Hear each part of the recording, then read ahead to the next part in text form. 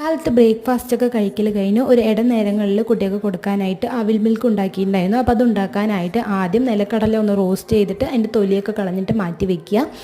എന്നിട്ട് നമ്മുടെ മട്ടര അവിലുണ്ട്, അതും ഇതുപോലെ ഒന്ന് റോസ്റ്റ് ചെയ്തിട്ട് മാറ്റി വയ്ക്കുക. നമ്മുടെ കൈ കൊണ്ട് ഇങ്ങനെ പൊട്ടിച്ച് നോക്കുമ്പോൾ പൊട്ടി വരും. ആ രീതിയിൽ വേണം റോസ്റ്റ് ചെയ്തെടുക്കാനായിട്ട്. എന്നിട്ട് നമ്മളൊരു ജഗ് പോലുള്ള പാത്രം, ഇതുപോലൊരു പാത്രവും പിന്നെ നമ്മുടെ ചപ്പാത്തി പരത്തണ ഇതുണ്ടല്ലോ അതും വെച്ചിട്ട് പഴവും പഞ്ചസാരയും അതിലേക്ക് ഇട്ട് കൊടുക്കുക. അത് നല്ലപോലെ ഉടച്ചെടുക്കുക. ഉടച്ചെടുത്തതിന് ശേഷം അതിലേക്ക് പാല്, കാച്ചി വെച്ച പാലാണ് ഞാൻ ചേർത്ത് കൊടുക്കുന്നത്. തണുത്തതുണ്ടെങ്കിൽ തണുത്തത് ചേർത്ത് കൊടുക്കുക. ഞാൻ തണുത്തതൊന്നും ഇവിടെ ഉപയോഗിക്കുന്നില്ല, കുട്ടികൾക്ക് ഇവിടെ പനിയാണ്.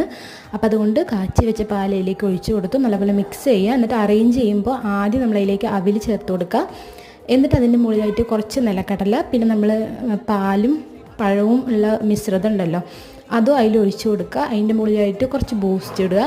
പിന്നെ വീണ്ടും ഈ പ്രൊസീജിയർ റിപ്പീറ്റ് ചെയ്യുക. എന്നിട്ട് കഴിക്കുകയാണെങ്കിൽ നല്ല ടേസ്റ്റാണ്. നിങ്ങളും ട്രൈ ചെയ്യുന്നു.